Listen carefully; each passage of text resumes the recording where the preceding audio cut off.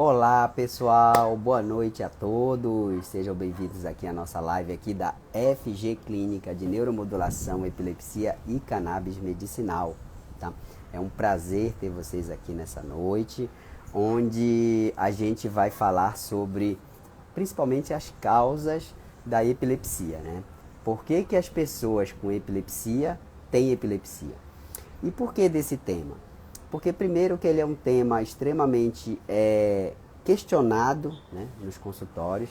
As pessoas perguntam bastante assim, né? Por que eu tenho epilepsia, doutor? Por que que isso aconteceu comigo, né?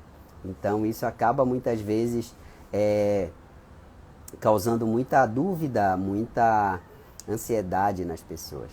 Porque muitas vezes elas não entendem por que que elas tiveram esse problema. Então, a gente vai falar aqui, eu já vou colocar a nossa convidada aqui, a doutora Isabela D'Andrea, aqui na chamada aqui comigo, tá bom? Pra gente falando. E eu quero agradecer a presença de quem já está aqui. O professor Hernani está aí hoje, né, Hernani? A gente não conseguiu treinar hoje, mas tudo bem, amanhã a gente treina. A doutora Isabela já está aqui. Estou aguardando aí mais o pessoal ir chegando.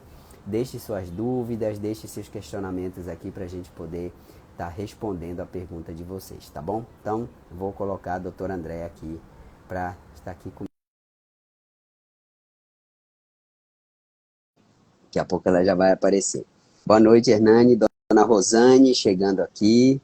Pessoal que for chegando aqui, o Rogério Anselmo, seja bem-vindo, Rogério. O pessoal que for chegando aqui, deixa um sinalzinho de positivo aí, se tá ok com o áudio, se estão me ouvindo bem, tá bom? Deixa eu colocar aqui a doutora Isabela. Oi, dona Rosane, seja bem-vinda aqui à nossa live, tá bom? Hoje, lá no consultório, muitas pessoas aí com dúvida, né? Perguntando. Oi, doutora, eu já lhe convidei lá. Eu vou te convidar novamente, tá, Isabela? Prontinho, ó. Eu aceitei aqui sua solicitação. Não sei se demorou um pouco aí. Que bom, pessoal, tá todo mundo ouvindo bem.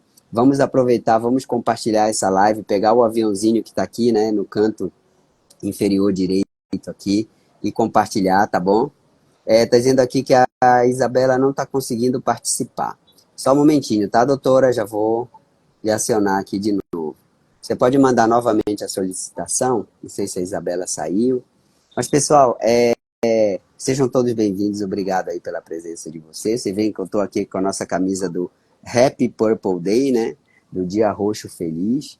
E justamente a caráter, né? Já que a gente vai estar falando de epilepsia. Olha, o Lucas está aqui, a doutora está aqui. Peraí, doutora Isabela. Você pode mandar novamente a solicitação, deixa eu ver, fixar, adicionar, entrar ao vivo com a Isabela. Pronto, já solicitei aqui, tá, Isabela?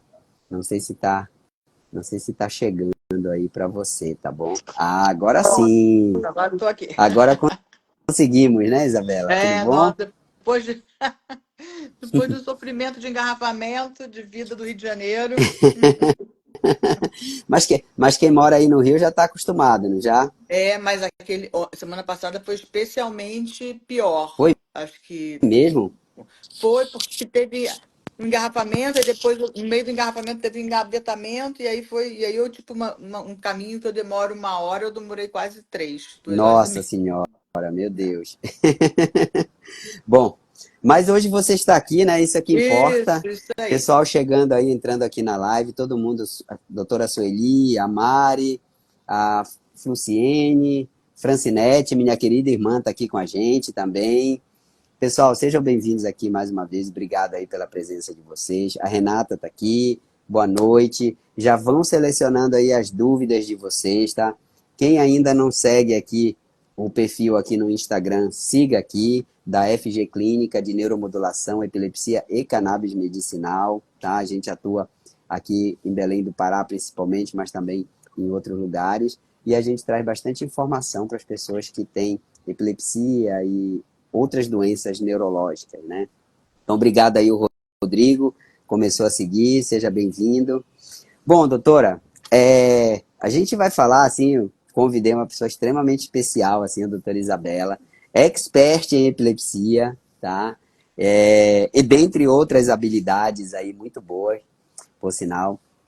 Porque o pessoal pediu esse tema, Isabela, tipo, por que eu tenho epilepsia? É uma pergunta muito comum, você deve ouvir essa Uhum. pergunta todos os dias, né?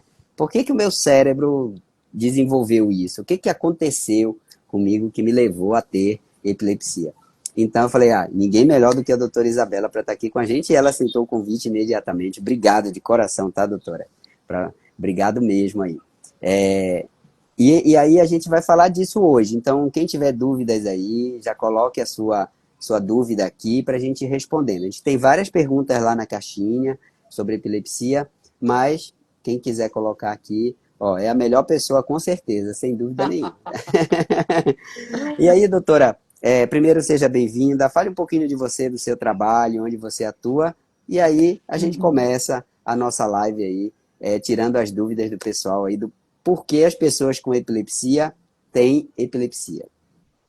Então, eu sou Isabela, eu sou neurologista, sou neurofisiologista.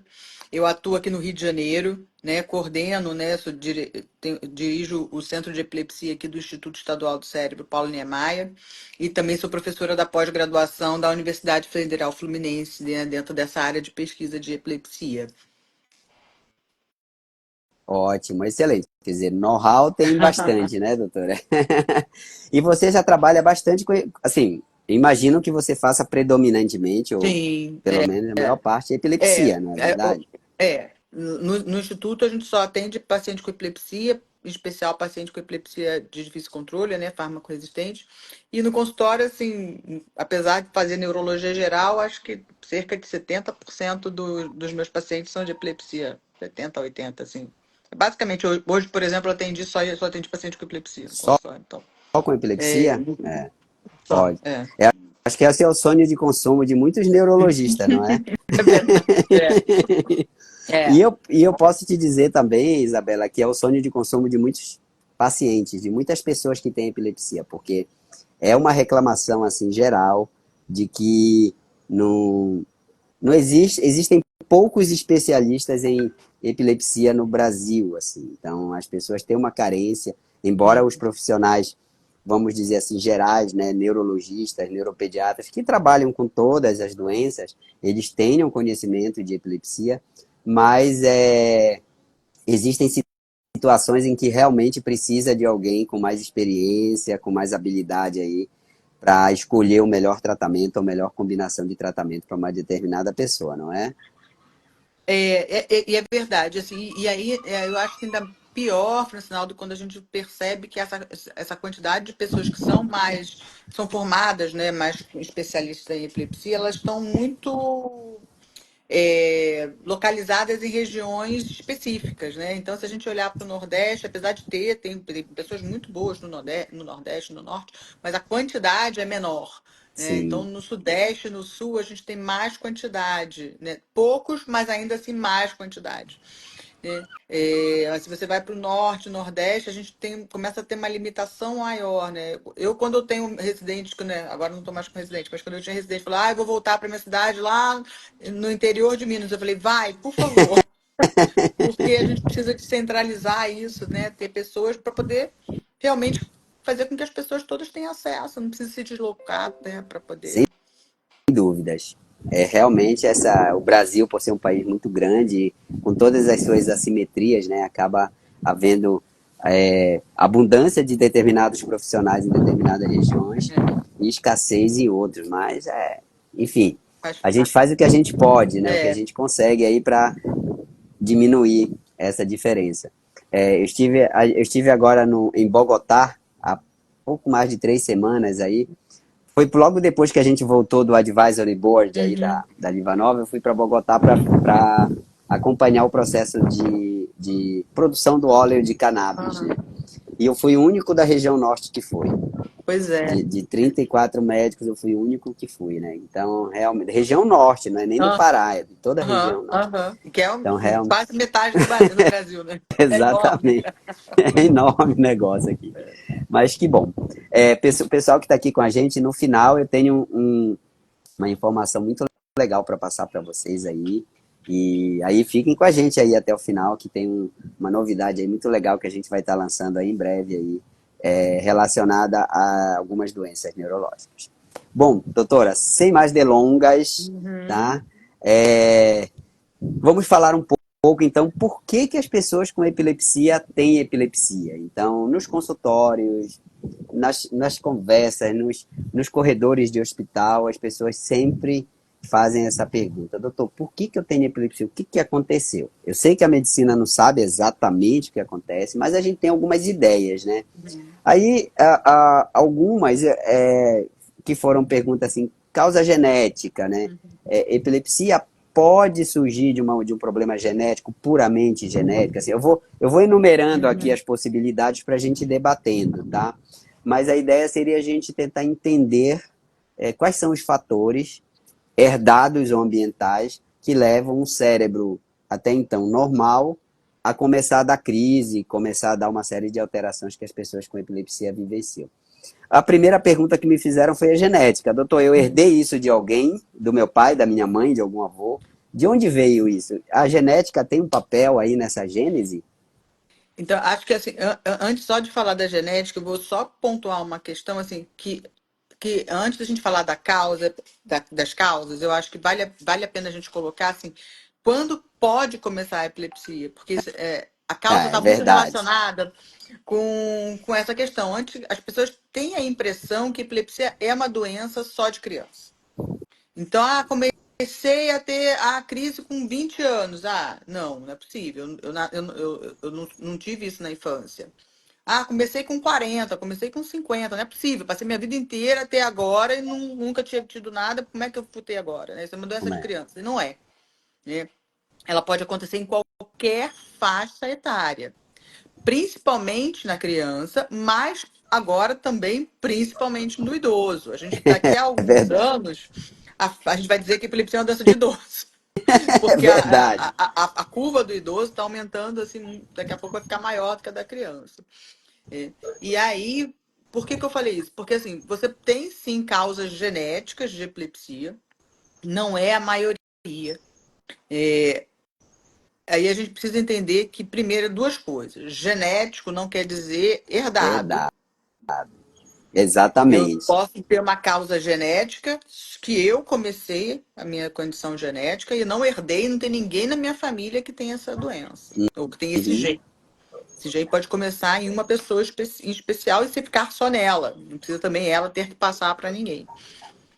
É diferente de eu herdei isso de alguém, né? Sim.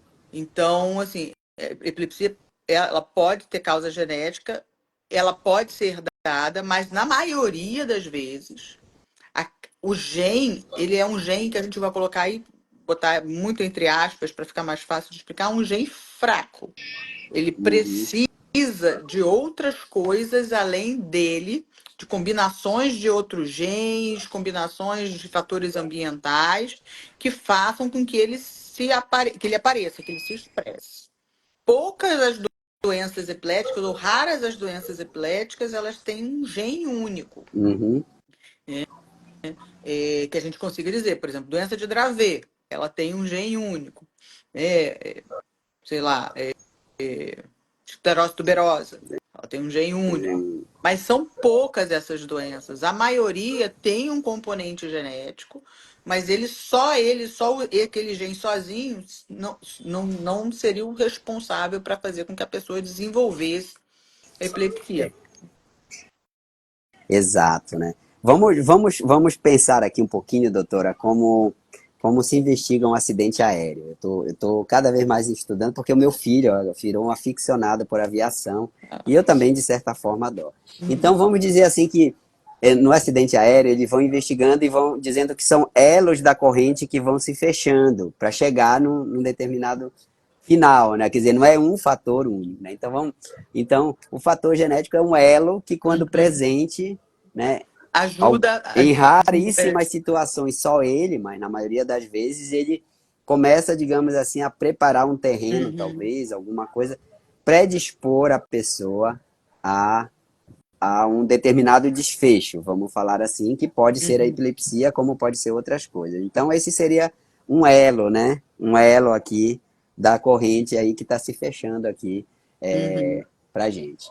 É, Dona Evanita aqui também, a mãe da Esté, obrigado aqui pela presença.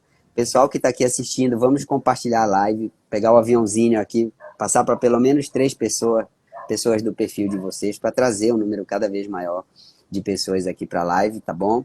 Porque é uma live muito instrutiva. Pouca gente fala, né, disso da forma que a gente fala, tá bom? Já tem umas perguntas aqui, daqui a pouco a gente vai respondendo. E uma outra coisa que perguntaram lá, né, outra pergunta que botaram lá na caixinha quando a gente fez. Doutor, infecção. Eu vejo meu filho muitas vezes ter uma infecção de garganta, ele tem lá 1 ano, 2, e aí ele tem uma febre e tem uma crise. Então, essa seria uma infecção que não é uma infecção em tese do cérebro, mas sobre infecção, assim, tanto infecção fora do cérebro quanto infecção dentro, né? Infecção meningite, encefalite.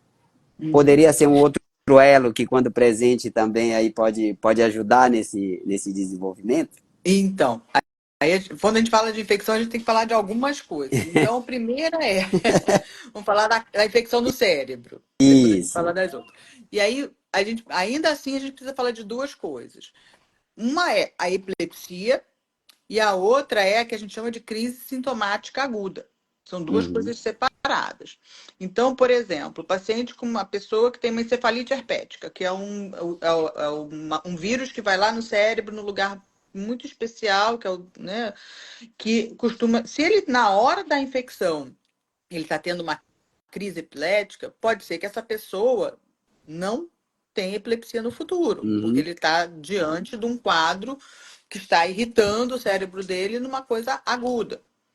Mas essa mesma pessoa passou a encefalite, né? Ela já foi para casa, já foi curada da encefalite, mas ficou a cicatriz da infecção e uhum. começou a ter crise, então a infecção já sumiu, mas ficou uma sequela da infecção, essa pessoa pode ter epilepsia, né? Porque o cérebro ficou uma série de cicatrizes e essas cicatrizes elas podem desorganizar ali o circuito cerebral e aí com isso a pessoa pode desenvolver crise epilética.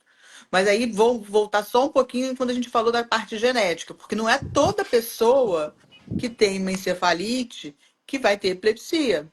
A Uhum, cicatriz está ali, mas só a cicatriz. E aí a Andrea me perguntou quais são os fatores ambientais. Esse é um fator, né? A pessoa tem um gene dela que uhum, está ali quietinho e aí faz uma infecção no cérebro e aí tem uma cicatriz.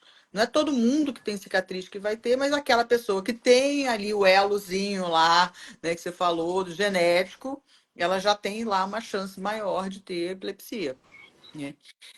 Então, é outra infecção que é comum, além da encefalite herpética, né? A gente tem aí, por exemplo, outras encefalites.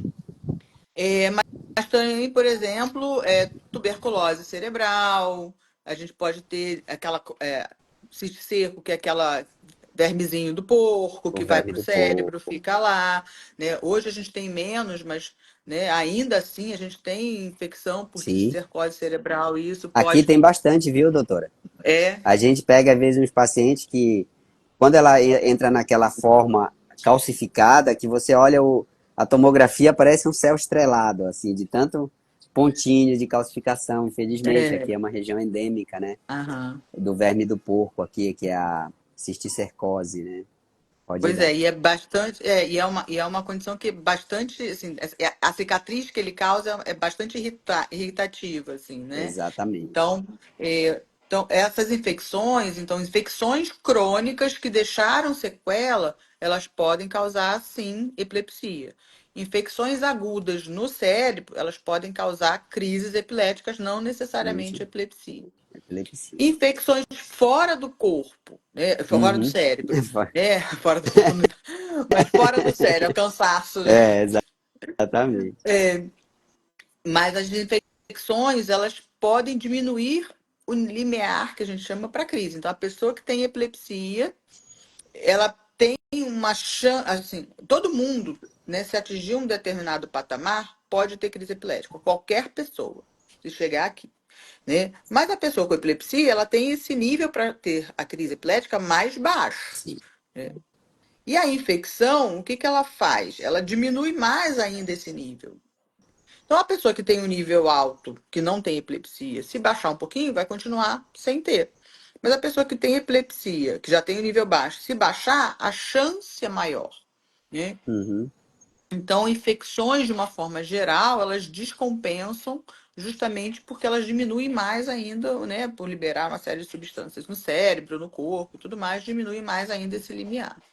E, algumas epilepsias são mais propensas a terem mais chances de piora na infecção. Então, algumas doenças genéticas, por exemplo, síndrome de Dravet, que eu tinha falado há pouco, se a pessoa faz febre, a chance, né, de ter uma crise é maior. Mas todas as pessoas com epilepsia, durante um quadro infeccioso, podem diminuir esse limiar e aí não é a causa. Aí uhum. já é um gatilho, né? Quer Gatilho, dizer, a é. causa já está lá. A causa é outra, né? Pode ser qualquer causa. Mas isso é um gatilho, né? Então eu costumo muito falar com meus pacientes, quando a gente fala de gatilho, é igual a pessoa que tem bronquite, tem asma, né? A pessoa pode ter crise de asma em qualquer lugar, mas se entrar num lugar super empoeirado, cheio de ácaro, a chance dessa pessoa ter mais uma crise de bronquite ali é muito maior. Uhum, E o gatilho funciona mais ou menos isso. A pessoa tem a causa dela, mas se ela encontra determinados fatores, né, uhum. podem ter uma chance maior. E a infecção é um desses fatores. Pode. Então, ó, pessoal, mais um elo aí se fechando, né, dentro dessa corrente, vamos pensar assim, a genética, infecções, cicatrizes, né, de uma forma geral aí. Outra pergunta que fizeram lá, porrada na cabeça, baque na cabeça, né? Criança cai muito, a gente sabe disso. Adolescente se acidenta muito com moto, brigas, violência, ferimentos. Ferimentos na cabeça, assim, digamos assim, claro, tem que ser um ferimento que atingiu o cérebro, né? Porque Uhum. se não atingir o cérebro, em tese, não haveria nenhum dano, mas atingir o cérebro, isso pode desencadear um processo que leve à epilepsia também? Da mesma maneira que a infecção, a gente tem as duas coisas. A gente tem o trauma agudo, né? Bateu com a cabeça, naquela hora o cérebro inchou, fez sangramento, e aí a pessoa pode ter uma crise epilética que não é epilepsia, porque na fase aguda, depois desinchou o cérebro, ficou tudo bem, a pessoa pode nunca mais ter crise. Exato, Mas se ficou a cicatriz da mesma pode maneira que a levar. infecção pode levar à epilepsia, né? Então, E aí é importante porque a gente precisa realmente proteger assim, o cérebro, né? Porque a gente vê muito aqui no Rio, a gente vê muito assim, pessoas andando de mototáxi. Aí vão 3 pessoas na moto. Geralmente tem uma criança no meio sem capacete. Eu tenho vontade de morrer quando eu vejo isso, de chacoalhar a pessoa. Porque assim, nossa, cai de moto, bate a cabeça, é perigoso. Então, assim, skate, né? Eu também já tive pessoas aqui que fizeram um acidente porque estavam andando de skate e não estavam protegendo. Então, assim, proteger a cabeça, por favor, né? muitas vezes as pessoas colocam um capacete no cotovelo, né, no braço, É, para andar de pois moto, é. Não protege o resolve nunca. braço, né? Mas acontece sim. Aqui em Belém não é muito diferente, não, e principalmente nas cidades menores, onde a locomoção se faz principalmente por meio de moto, né? Uhum. Aí isso costuma ser mais evidente. Então fica a dica aí. Veja, pessoal, a gente está falando aqui de várias situações, né? Nós já falamos de três, pelo menos, aqui, né? E vocês veem que são elos da corrente que vão se fechando, né? Ao longo da vida de uma pessoa, desde que ela nasce, enfim. E eu Esses acho elos. interessante, pessoal, do que a gente está conversando, assim, algumas causas a gente não tem controle nenhum, né? Exato. Genético, a gente não tem Não controle tem controle nenhum. nenhum. Agora, algumas infecções, né, alguns traumas, né, a gente pode tentar evitar. Então, Sem por exemplo, dúvidas. acidentes a gente pode tentar evitar. É claro que acidente é acidente, então, mas a gente, né, sabe que A tem gente uma situação de a maior gente risco, pode, a gente se não conseguir minimizar o evitar, risco. pelo menos consegue mitigar o risco, né? E, Diminuir, por exemplo, usando o capacete. Isso não vai impedir que você tenha um é, acidente, pois mas é. vai impedir que o dano que esse acidente provoque possa ser menor. Mesma coisa usar o cinto de segurança, É, não dirigir bêbado, né? Não pois dirigir é. alcoolizado. Pode acontecer um acidente mesmo com quem usa cinto, usa capacete e E anda dirige a normal. 30 e anda a 30 na rua. Mas é Mas aí isso. você diminui o risco, né? Exatamente, doutora. Muito bem colocado aí. Né? É extremamente importante aí esse cuidado, né? Uma outra situação também que foi perguntada. Bom, meu filho teve falta de oxigênio. Nasceu, deu algum problema lá na hora de nascer, demorou muito, não conseguiu passar, o trabalho de parto foi prolongado muitas vezes, nasceu roxo, demorou a chorar e muitas vezes foi detectado que teve, por exemplo. Aí eu vou colocar aqui questões relacionadas a esse momento tão especial, né, da vida, que é o nascimento, que é quando a criança sai do ambiente do útero da mãe para o ambiente de fora, né? Então aí a gente sabe que pode acontecer uma série de coisas. Falta de oxigênio, falta de açúcar no sangue, trauma do parto, hemorragias, uma série de situações. Que essas situações podem ser mais um elo da nossa corrente aqui que possa se fechar. Podem. Né? Tudo que leva a uma. Ainda mais nesse momento, que é um momento onde o cérebro ainda não está completamente formado, né? Faltar oxigênio, faltar assim, açúcar, né? É. Porque o cérebro ele precisa de açúcar para funcionar, senão ele não funciona. Tudo isso leva à morte das células do cérebro. E quando essas células morrem, elas imagina que o circuito cerebral é uma corrente também, Uhum, né? E se a gente quebra uma corrente ali, o caminho vai, né, vai ter que ser refeito, né, daquele circuito, e é um caminho que não é o natural, é um caminho exatamente. diferente. E aí esse caminho é um caminho que tem uma chance grande de ser um caminho mais irritável, um caminho, né, mais defeito. E aí, com uma chance maior de eu ter epilepsia. É, a O problema é conec... que muitas vezes essas crianças elas não têm só epilepsia, porque Isso. como morrem células, não essas células elas deveriam estar ali fazendo uma função. Uhum, Então, muitas dessas crianças elas vão ter outras questões além da epilepsia. Então, muitas vezes tem uma dificuldade cognitiva, né? Desenvolvimento motor é alterado, né? A fala pode também não estar boa. Então, muitas vezes você tem várias coisas que podem prejudicar. E muitas dessas crianças também acabam tendo uma epilepsia que é mais difícil de controlar. E aí, muita descarga no cérebro, né? Descarga epilética, num cérebro que já está com dificuldade de funcionar, faz com que ainda você dificulte ainda mais esse funcionamento. Então, são situações que a gente realmente precisa ficar atento, porque são situações bastante importantes, né? Identificar precocemente as crises epiléticas nessas crianças é importante, porque você consegue começar a tratar logo e aí, exato. né, tentar pelo menos minimizar a gravidade ou então o impacto das crises nesse cérebro que ainda está precisando de muita ajuda. Exato, né? Por estar um cérebro em desenvolvimento, e esse desenvolvimento, ele na criança, nos primeiros anos de vida, ele é uma coisa muito acelerada,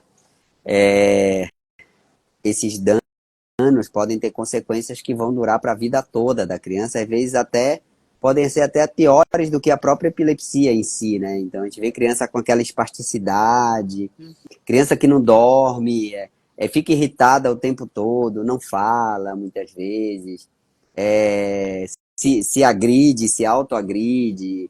Então, realmente é um cuidado aí muito grande que tem que ter. E muitas vezes a epilepsia é né, um dos ingredientes que está É, ali. Às vezes tem várias outras coisas aí que podem tá envolvidas aí nesse processo. Então, é mais um elo, né, pessoal? É o momento do nascimento, né?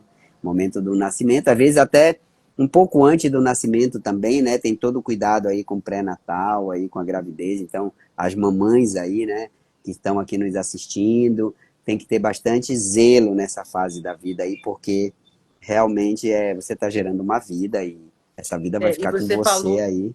você falou uma questão importantíssima, né? O pré-natal é muito importante, porque existem infecções durante essa fase que também poderiam ser prevenidas, né? Por exemplo, Aham. rubéola, você faz vacina de rubéola, enfim, toxoplasmose, você vai, né, E fazer identificação que podem causar dificuldade do desenvolvimento do cérebro antes do bebê nascer. Então, infecção, que a gente chama congênita, né, que é dentro, né, da barriga, durante a gravidez, também pode ser causas de epilepsia e causas de outras doenças. Por exemplo, né, a gente passou uma pandemia, não, mas uma epidemia de Zika, de Zika né, e essas vírus foi. crianças tinham muita epilepsia, essas crianças tinham muitas crises, né? Além de outras questões bastante importantes, visuais, enfim, auditivas, cognitivas, mas as infecções, né, na gestação, elas também, por exemplo, sífilis, né, sífilis congênita, Sífilis, né? Então, citomegalovírus, então toxoplasmose. são infecções que, durante o pré-natal, né, se identificado, você ainda consegue minimizar e evitar que essa criança tenha um desfecho pior, né? Exatamente. Então, pessoal, olha só, mais um elo aqui na nossa corrente. Então, a gente já falou da genética, das infecções, dos traumas e agora das questões relacionadas ao período do nascimento. Vamos falar assim, perinatal, né? Essa é a palavra que a gente utiliza, tá?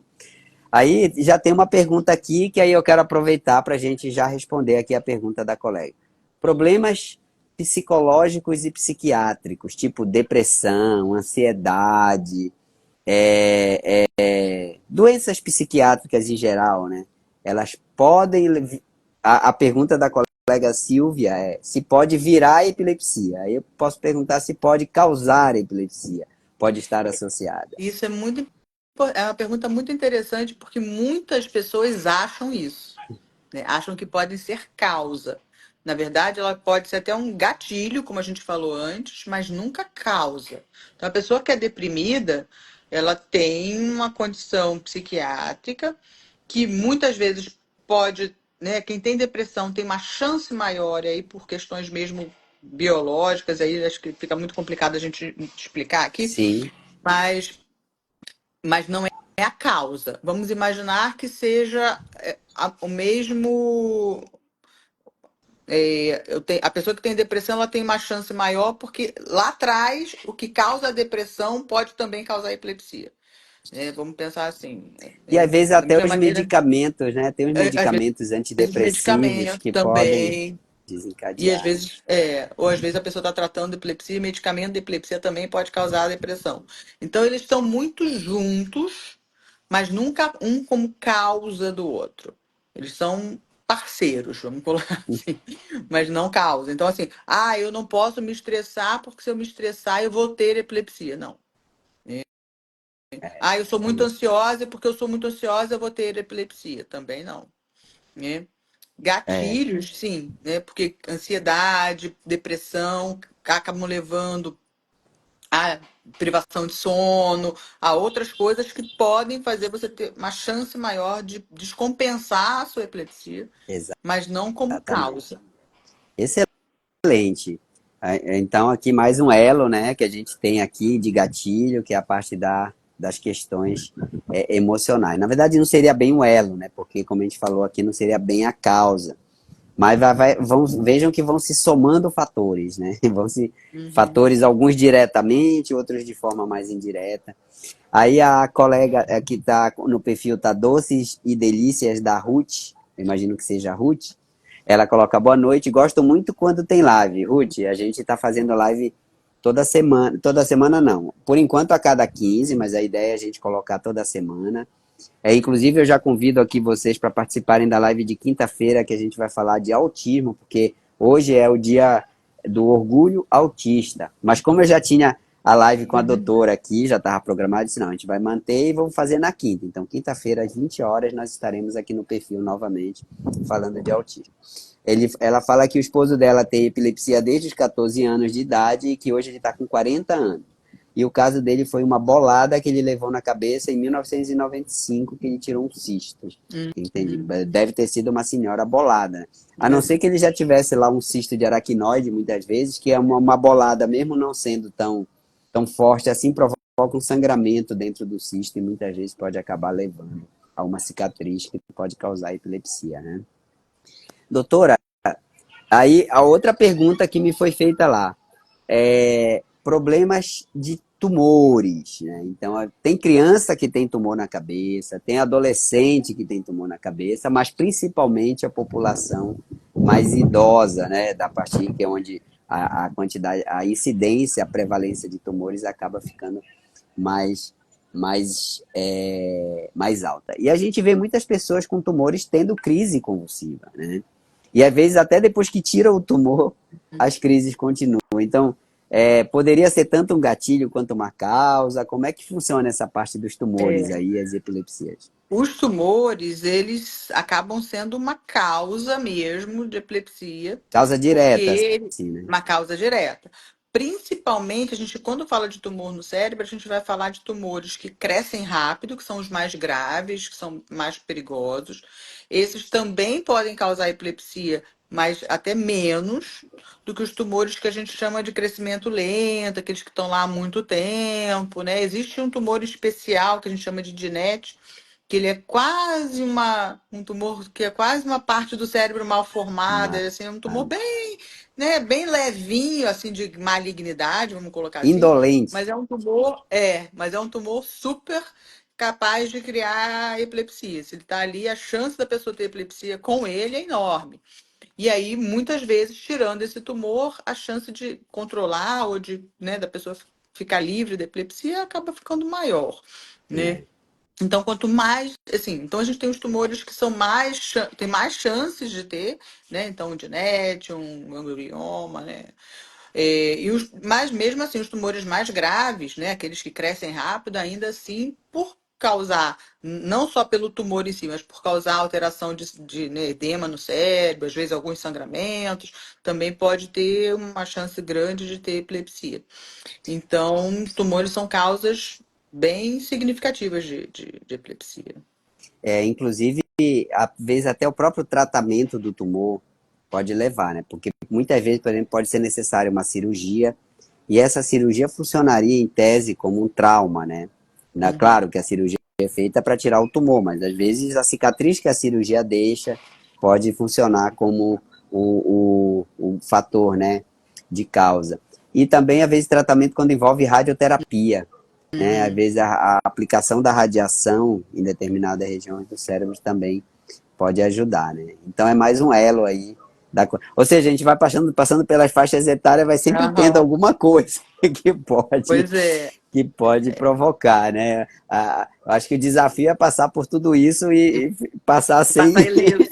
passar ileso. Pois é, passar para pensar, a gente parar para pensar que de 1,5% da população, né, tem epilepsia, não é uma condição rara, Não é, né? não Não é é. mesmo. Rara. Apesar de se ouvir falar pouco, né, a gente vai falar, esclerose múltipla. Todo mundo, né, já ouviu falar de esclerose múltipla, mas é pouco conhece alguém que tem esclerose múltipla. Mas se você parar para perguntar e a pessoa for honesta e falar, no seu círculo ali vai ter sempre alguém que tem uma epilepsia, ou que conhece alguém que tem epilepsia. Ou que cuida de alguém que tem epilepsia, né? Exato, Sempre tem exato. alguém. É É. verdade mesmo. Um e-mail, vamos colocar o e-mail da população, significa que 3 pessoas a cada 200, vamos falar assim, para ficar o número cheio, porque não existe uma pessoa e meia, né? Então, 3 pessoas em cada 200 tem, né? Pelo menos. Então, Pois é, não é bastante gente, é né? Muita gente que tem. bastante. É. Muita gente.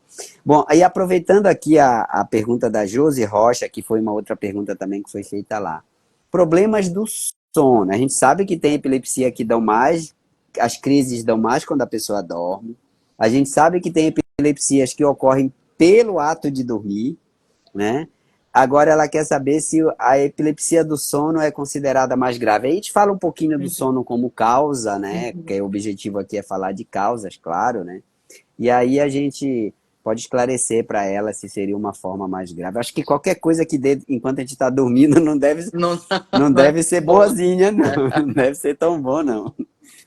Pois é interessante. Eu estava justamente estudando recentemente sobre cronobiologia e assim, Cronobiologia, olha que é, legal. e aí assim, porque a epilepsia tem muito isso. Tem uns tipos de epilepsia que elas dão mais no sono. Então assim, falando de causa, né?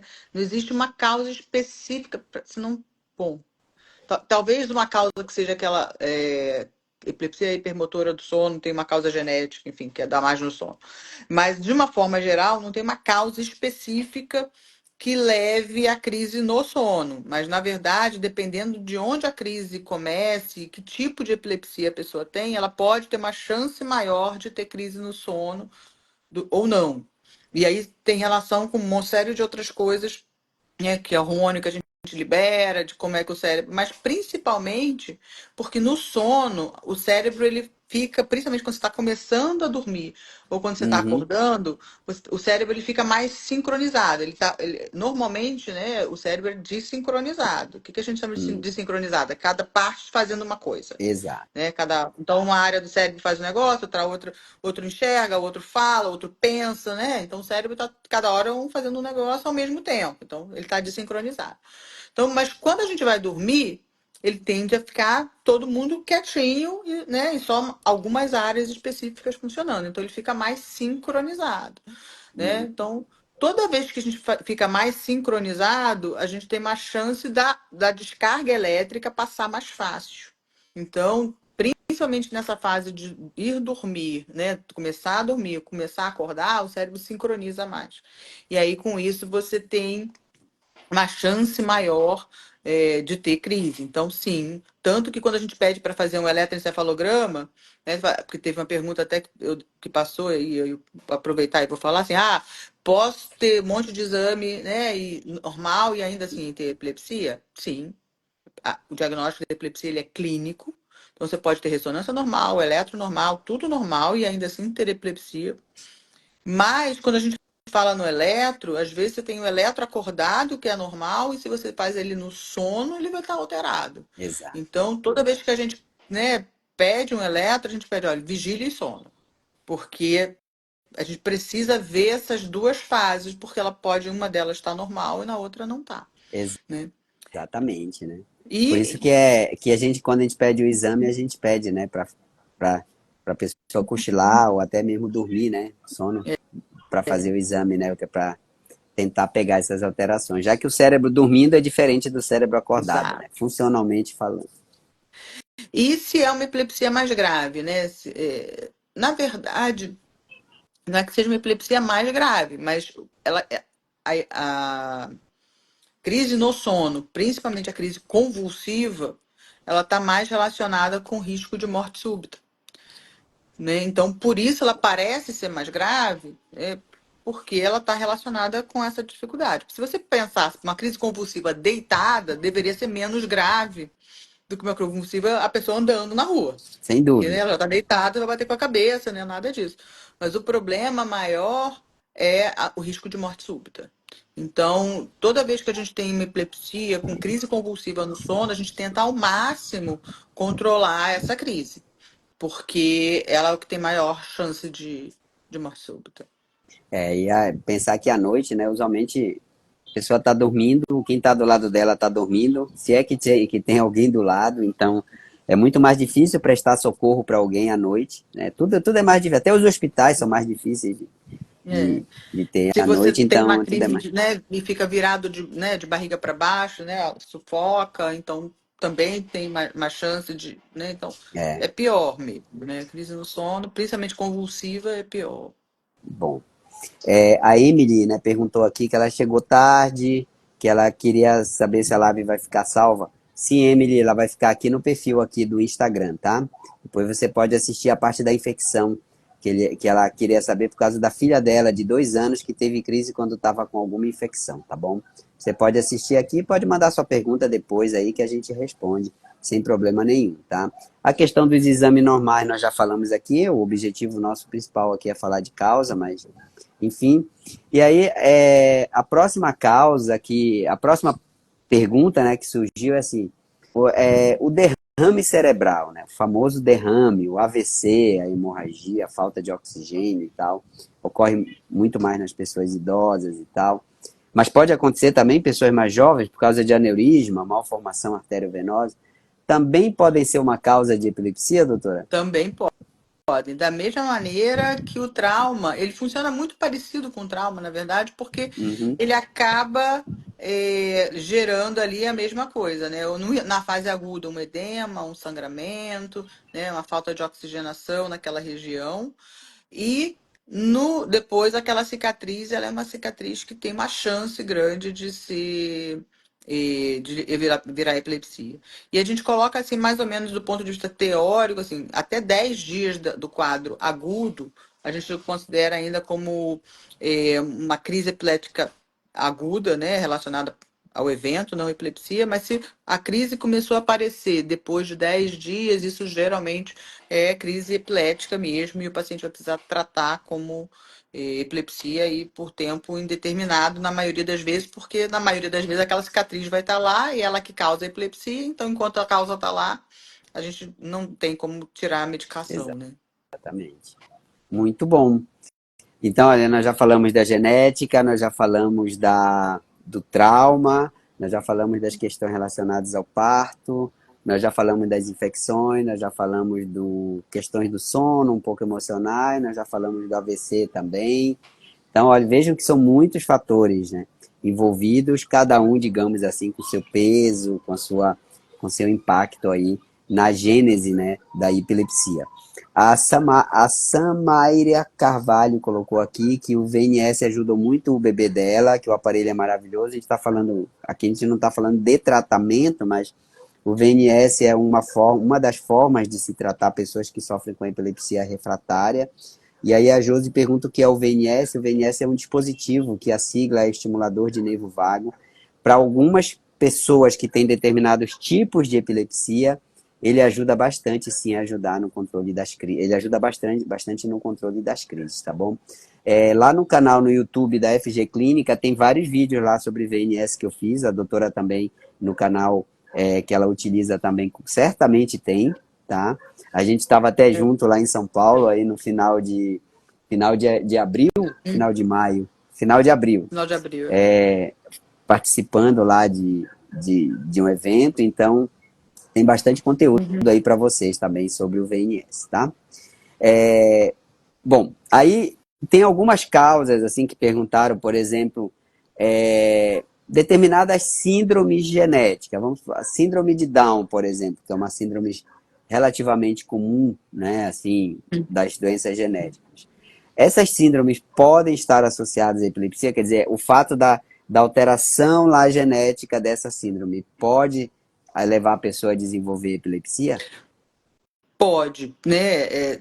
Porque, na verdade, na síndrome de Down, você tem uma dificuldade. Em algumas regiões do cérebro, você tem uma falta, uma dificuldade de funcionamento, né? Não funciona 100%. Então, essa dificuldade de funcionamento também é a mesma causa que pode levar à epilepsia, né? Então, uma dificuldade de funcionamento para a pessoa conseguir compreender alguma coisa, né? Ou de falar melhor, é a mesma causa que leva o circuito cerebral a ser mais sensível e ter mais crise. Então, pode estar relacionado. E não é nem só causa, assim, por exemplo, sindrômica como síndrome de Down, né? A gente sabe, por exemplo, que algumas outras doenças têm uma chance maior por terem uma base de causa parecida, né? Por exemplo, autismo. Autismo e epilepsia são doenças diferentes, mas a pessoa com autismo, ela tem uma chance maior de ter crise de epilepsia do que a pessoa sem autismo, porque o funcionamento do cérebro da criança já não está funcionando bem. Então, aquele funcionamento que não é legal, que não é normal, ele também não é normal para o circuito elétrico, de uma forma geral. Então, isso pode também levar a uma epilepsia. É verdade. De fato, inclusive, às vezes, quando a criança tem algumas dificuldades, muitas vezes, e muitas vezes essa dificuldade é atribuída ao autismo, ao TDAH, outros, e muitas vezes você vai investigar e tem uma crise, ele está tendo algum tipo de crise, que não é aquela crise, né, de cair no chão, se morder e tal, mas é uma crise que quando você trata melhora muitas vezes, tem um impacto no comportamento dele, né? Então as doenças elas podem se somar, né? Elas podem se juntar. Realmente são muitas causas possíveis e tem mais um monte de outras, né? Que a gente pode pensar aqui como Problemas hormonais, por exemplo, não é? Alguns problemas hormonais podem causar, alguns problemas relacionados a distúrbio hidroeletrolítico, né? Aquela Uhum. questão lá do sangue com pouco sal, com muito sal, uma série. Diabetes, né? Que é a doença lá do açúcar. Então, são muitas causas. E uma pergunta que fizeram aqui é inflamação no cérebro, inflamação sem infecção, né? Existem doenças que inflamam o corpo da pessoa, né, que de uma forma até autoimune, né, que a gente fala, elas podem ser causas de epilepsia também? Pode. E, na verdade, se você parar pra pensar, tudo pode. Tudo pode, né? É, mas pode, assim, fator inflamatório, a gente sabe, assim, foi minha tese de doutorado, então, assim, inflamação e Pronto, epilepsia. tá tudo Então, em casa. posso falar, poderia falar um tempão aqui. Mas a gente sabe que inflamação por doença autoimune, como lúpus, ou, enfim, esclerose múltipla, né, doenças que causam inflamação no cérebro, liberam uma série de substâncias, e essas substâncias modificam o funcionamento do cérebro e podem sim levar a uma crise epilética ou levar à epilepsia de uma forma geral. Mas a gente também sabe que, às vezes, doenças muito que a gente não percebe que tem inflamação, por exemplo, a esclerose mesial temporal, que é um tipo de epilepsia, uma síndrome epilética bastante comum dentro das epilepsias que não controlam com medicação, né, que foi minha tese, enfim, a gente também tem um processo inflamatório ali. Então, assim, a inflamação ela vai estar envolvida desde a causa mais aguda, né, autoimune, Uhum. enfim, mas até a própria perpetuação da epilepsia de uma forma geral, né? Então, a É, inflamação a gente está sempre e, atento. e inflamação a gente tem quase que o tempo todo, né? No corpo. O tempo. Quando pega uma gripe, tem inflamação. Quando está mal-humorado, dá umas inflamações. Quando toma muito sol, dá É, inflamação. E por aí vai. exatamente. Tem bastante condições. Ou seja, pessoal, olha, a gente passou por aqui, olha, por várias situações. Eu vi aqui que muita gente que está nos assistindo se identificou com alguma delas, ou por conhecer pessoas, ou por ter o problema, né? Então, quando a gente está lidando, assim, a gente que lida diretamente com pessoas com epilepsia, né, que a gente atende bastante, eu, a doutora e outros profissionais no Brasil,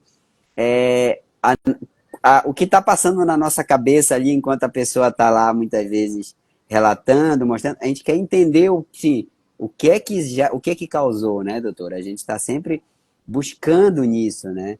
O que é que causou isso? Ou o que é que está causando isso? E o que a gente pode fazer para interromper esse processo, Uhum. né? Para evitar que isso piore, tentar retirar se for possível, dar uma descarga elétrica diferente, se for possível, e por aí vai, né? Então, na nossa cabeça, assim, de médico, né, a gente está pensando nisso, tentando juntar as peças do quebra-cabeça para poder chegar a essa causa. E muitas vezes a gente não chega, correto? Pois é. Eu acho importante a gente definir algumas coisas. Assim, a gente sempre está buscando a causa, mas a gente trata a epilepsia, a gente não trata a causa. Exato, A gente trata o sintoma. Então, mesmo não achando a causa, porque às vezes a gente fica angustiado, né? Tanto o médico quanto o paciente, a gente não sabe por que a ressonância está normal, está tudo normal, ai meu Deus. Enfim, né? Mas mesmo a gente sabendo a causa, poucas vezes a gente tem um tratamento que seja específico para a causa. A não ser que seja um tumor, que você vai lá e mexa no tumor e tira o tumor. A gente vai tratar o sintoma, vai tratar. A crise é só um sintoma, né? A gente exatamente. ainda não, a gente está caminhando aí para tratamento mais preciso, né? Medicina de precisão, tratamento genético, né? Mas isso está ainda bem longe. Mas às vezes é importante você ter uma síndrome genética que você não pode usar determinadas medicações, outras que você deve usar outras medicações mais específicas. Então, identificar, se possível, a causa sempre facilita ou ajuda na tomada de decisão do melhor tratamento para aquele momento. Mas não quer dizer que se você não achar a causa, você não consiga tratar. Eu acho que isso é importante, porque senão a gente sai aqui com essa angústia de, ai, mas eu não sei a causa da minha, então como é que faz, né? E por outro lado, a causa também ajuda a gente a saber se a gente vai tirar ou não o remédio. Por exemplo, a Exatamente. gente, a gente tem, faz o diagnóstico de uma síndrome epilética como epilepsia mioclônica juvenil. A gente sabe que a epilepsia mioclônica juvenil, por ser uma doença de origem, de base mais genética, né, uma epilepsia Uhum. generalizada, e já terem feito vários estudos com várias pessoas com a mesma condição, a gente sabe que se a gente tirar o remédio, a chance da pessoa ter crise é muito grande. Então a gente nem Muito pensa grande. em tirar o remédio, né, epilepsia mioclônica juvenil, a gente pensa em controlar. Agora, paciente com Exatamente. epilepsia, com esclerose mesial temporal, como eu falei, a gente sabe que a chance dessa pessoa ter uma epilepsia que tem dificuldade de controlar com remédio é grande, né? Só 10% controlam com remédio. Então, a gente vai observando, vai tratando, mas a gente já sabe ali que a chance dessa pessoa, quando você faz o diagnóstico, dela fazer, né, ter que evoluir para uma cirurgia é muito maior. Muito maior. Então, saber a causa ajuda a gente a pensar no futuro e tentar escolher a melhor medicação para o presente. Exatamente. Então, importantíssimo, por isso que a gente está aqui tratando desse assunto. E é por isso também que as pessoas têm tanta essa angústia. E saibam vocês que essa angústia é nossa também. Porque muitas vezes a gente não consegue saber a causa, e às vezes a gente até descobre a causa, mas pouco a gente pode fazer, mesmo sabendo a causa. Por exemplo, se foi falta de oxigênio, Uhum. já foi, já É. faltou. Não tem muito que a gente fazer. A gente pode até dar um prognóstico até para a família, mas em termos de causa nós não vamos conseguir mais intervir naquilo ali, né? Então, realmente. Mas enfim, mas a gente também não pode jogar a toalha, muito pelo contrário. A gente Ao continua contrário, a sempre gente está sempre. avançando e vai à Exato. frente. E esperamos que em breve a gente tenha exames mais sofisticados, tratamentos.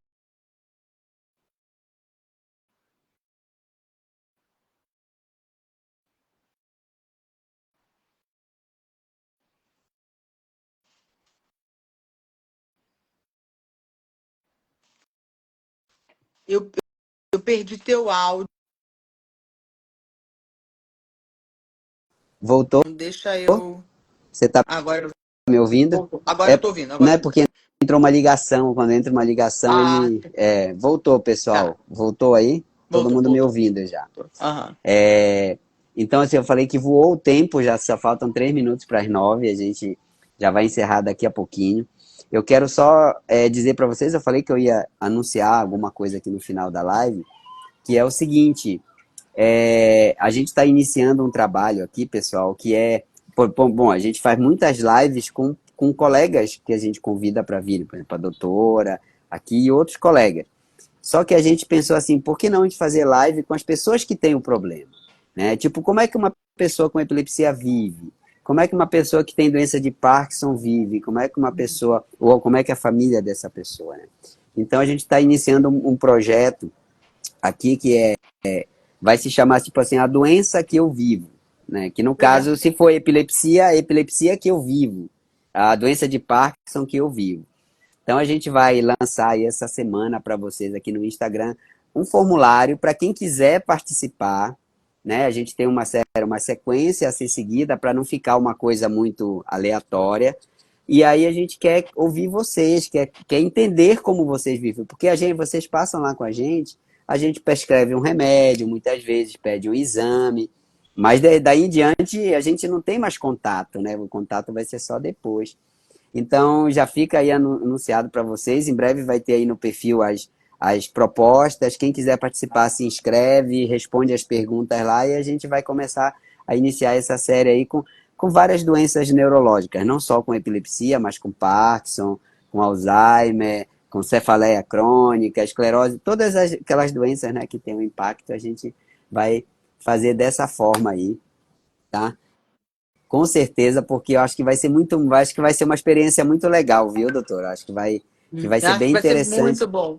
Eu acho que é isso, né? Assim, fazer essa interação, né? Dar espaço para as pessoas E falarem, isso é muito, muito importante. Parabéns pela iniciativa, acho vamos muito louvável. iniciar esse projeto aí, porque eu acho que assim, eu sei que vocês aprendem muito com a gente, mas a gente quer também aprender muito com vocês. E isso eu acho que vai ser todo mundo vai enriquecer aí em termos de conhecimento e experiência, tá bom?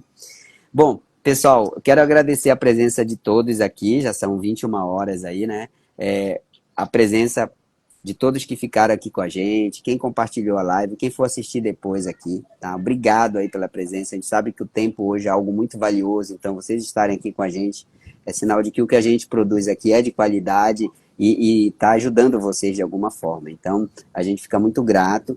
Quero agradecer a presença aí da doutora Isabela D'Andrea aqui com a gente mais uma vez. A gente já fez, acho que já é a terceira ou quarta live Aham. juntos que a gente faz, mas ela é sempre muito solícita e muito elogiada aqui, viu, doutor? Os comentários aqui Ah, são obrigada. fenomenais, tá? Quero dizer para vocês que a live vai ficar gravada aqui no perfil aqui do Instagram, tá? E acompanhe aqui o perfil com a gente para saberem dessa novidade que eu passei aí, né?